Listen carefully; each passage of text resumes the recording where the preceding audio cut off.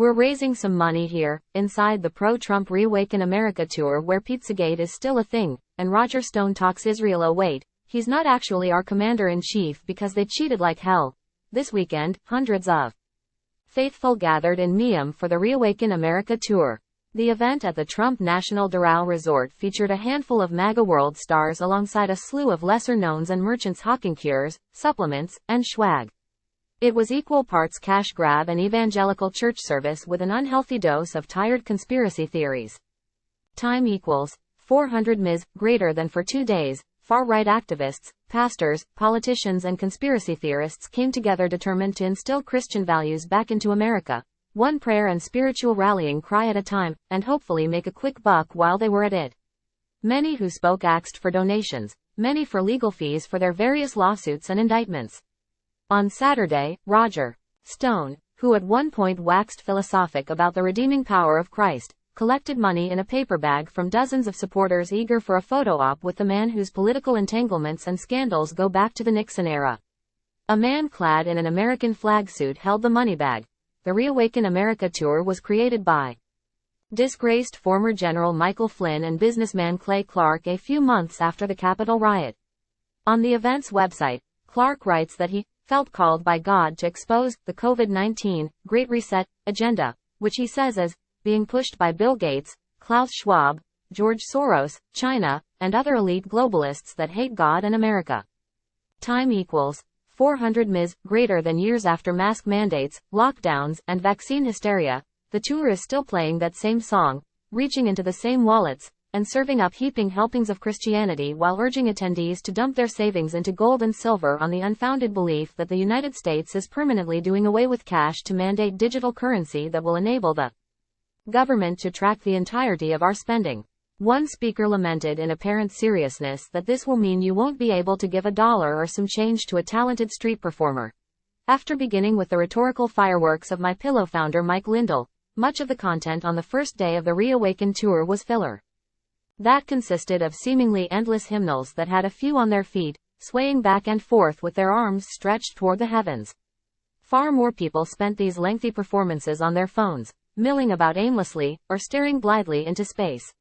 At the end of the 12-hour day, the day's headliner, Eric Trump, was introduced. With a brief speech touting him as the most subpoenaed man in America, a twist on a line his father rolled out nearly a year ago. On stage, the younger Trump trotted out the same lies about a stolen election that his entire family has been repeating ad nauseum for nearly 4 years and framed the current state of America in dystopian terms. Time equals 400 Ms. greater than Trump began by congratulating himself on making it up the stairs without tripping, a reference to President Joe Biden stumbling on stairs at a rally earlier that day. Realizing he'd referred to Biden as the president multiple times, he quickly backtracked. Oh wait, he's not actually our commander-in-chief because they cheated like hell. Trump lied. He's the so-called commander-in-chief. He didn't win this election. There's no way he won this election. You guys know that. People with lanyards identifying them as speakers, VIPs, and media seated near the Daily Dot obliged the former president's middle son by clapping politely. Time equals 400 Ms. greater than the media members who were there appeared to be exclusively right-wing podcasters and bloggers sympathetic, if not supportive, of the cause. Many who wore media lanyards were decked out in the same hyper-patriotic regalia as attendees and cheered and jeered at all the same lines as the audience. The ReAwaken America Tour has a thorny relationship with traditional press and has been known to kick out press it believes will give it unfavorable coverage. It's also not clear how to request a media badge, so the Daily Dot bought a general admission ticket. Trump then launched into a soliloquy about all of America looking like the resort where the event was held, which his father purchased for $150 million a decade ago. He somehow used this as a segue into the Israel-Palestine war.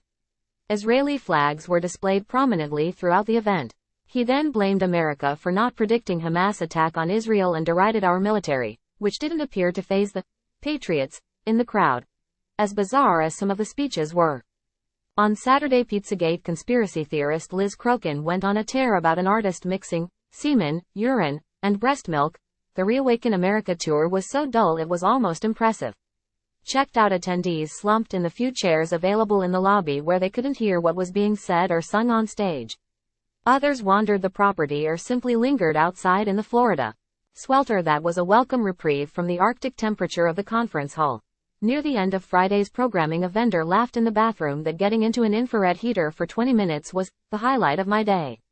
On Saturday afternoon, one of the speakers was spotted alone at an on-site bar despondently downing liquor like a man wishing he could escape through the bottom of the glass. The ReAwaken America Tour in Miami did a better job of putting some people to sleep than it did waking them up.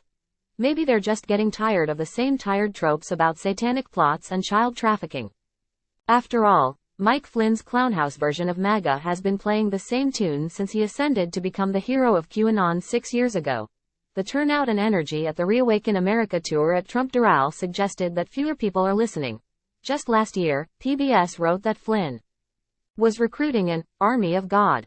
He's still using that same red, white, and blue microphone as he brandished then, but his army appeared dead on its feet this weekend in Miami. It is possible that the lackluster event was an anomaly. Just last week, the Los Angeles Times reported that a far more boisterous version of the tour held in Las Vegas in August melded the MAGA movement, election denial, QAnon conspiracy theories, and doomsday prophecy. All of that was present in Florida, but there was nowhere near the level of energy it's known for, nor did Trump himself appear as the Times reported Clark had intimated might be possible. If he had, perhaps they would have needed more than the lone person sitting at a table at the entrance throughout much of the weekend, scarcely looking up as people streamed in and out of the open door. Maybe they also wouldn't have tried to convince people to attend by promising that they could name their own price, as it did mere days prior to the event. ReAwaken might have been a dud this time, but the looming 2024 election, particularly if Trump wins the Republican presidential nomination as expected, could provide future events with a fresh batch of recruits. Is MAGA waking up or falling asleep? Going to the ReAwaken America Tour is like entering a time capsule to the Trump presidency and the grievance that characterized its aftermath.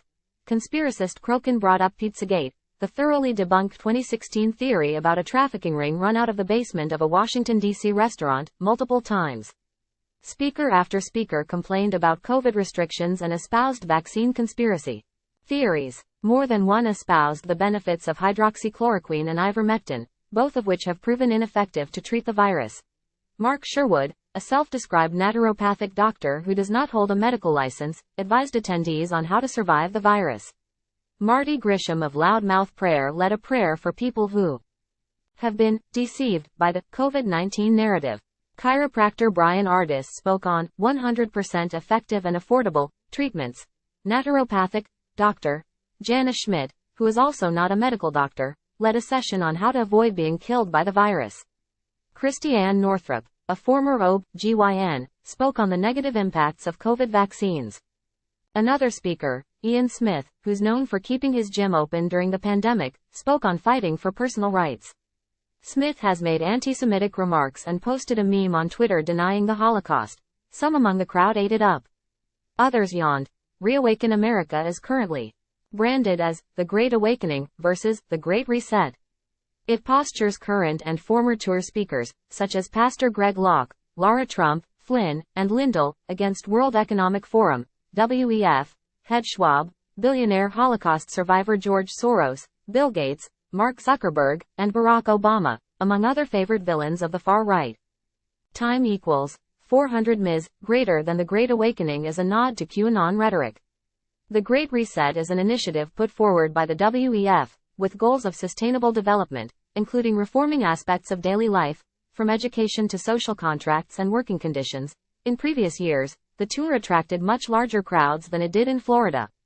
This weekend, PBS reported that 3,000 turned out for its October 2022 stop in Batavia, New York, a town of just 15,000. A year later, the event in Miami, which has a population of roughly 450,000 and is a short drive from Trump HQ Mar-a-Lago, attracted about half as many. There were some conspicuous absences at the ReAwaken Tour in Florida.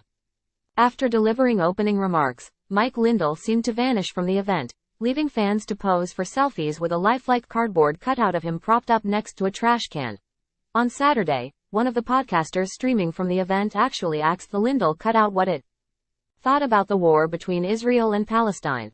They then pointed to a supposed prayer circle, or exorcism, forming in the hallway. The line of people led to the bathrooms. Former President Obama's estranged half-brother Malik Obama was originally slated to speak. His Wednesday post on X, "I stand with Palestine," seems to have led them to rescind his invitation. Conspiracy theorist Ann Vandersteel Targley quote-tweeted him, "Looks like we won't be seeing you at the #ReAwaken America event this weekend in Miami. Thank you for showing us who you really are." In a nod to the naturalist to QAnon pipeline, there were multiple booths and speeches dedicated to health and wellness, albeit with a conspiratorial twist. Janice Schmidt warned, falsely, that the radiation from cell phones reduces sperm count by 70%. One amusing device for sale on the merchandise floor was a vibrating platform people were invited to stand on. The sellers said it would clear out your lymphatic system and help you lose weight. They made the incredulous promise that 10 minutes of those vibrations were the equivalent of multiple times that time actually exercising. Near the end of the event, the Daily Dot overheard them trying to sell the display devices at a discounted price. Aside from the bathroom exorcism, there were a few moments of high drama. On Friday, presenter Kimberly Overton implored attendees to call a hospital to urge it not to remove a young girl from her parents' care, which she called medical kidnapping. Multiple people in the crowd picked up their phones and appeared to call the number from her slide. Time equals 400 Ms. greater than on an episode of Overton's podcast earlier in the week. A woman identified as the child's mother claimed that the 4-year-old had an infection doctors said might kill her. The woman said she and her husband wanted to decline care because it might expose the girl to spike proteins from the COVID vaccine. Unfounded claims about the dangers of spike proteins have been circulating since the earliest days of the vaccine. Although these theories have long been debunked, spike proteins were big news at ReAwaken America. Several people in the crowd pulled out their phones and appeared to call the hospital where the girl is purportedly being treated. Time equals 400 Ms. greater than COVID was far from the only recycled conspiracy theory featured at the event. Saturday headliner Kash Patel, who worked for the Trump administration, brought up the old chestnut of Russiagate. Multiple speakers rehashed election fraud lies from 2020. Several also insisted that Michelle Obama is running for president in 2024, a conspiracy theory that's been floating around for years without merit. Current events did slide into the itinerary at times. Support for Israel ran high. Roger Stone was among several who brought up the current controversy surrounding Republicans' efforts to select the next Speaker of the House. "I praise Matt Gaetz for showing McCarthy the door, and I say to you it's time to take Mitch McConnell with him," Stone declared, to applause. Such topics took far less of the limelight than rehashed conspiracy theories and advice on getting rich. The former played fairly well to the mostly older, white crowd. The latter drew significantly less interest. After enduring endless pleas for donations and offers to buy a dizzying array of widgets and memberships, perhaps the audience wasn't exactly convinced that the people on stage were qualified to administer financial advice. One speaker shared this nugget of wisdom someone supposedly told him long ago: "Buy real estate from emotional people, such as people going through a divorce." A flyer placed on seats featured actor turned conspiracy theorist Jim Caviezel, tantalizing people with promises about how you can rescue a child and earn $10,000 monthly for just $12.99 per month.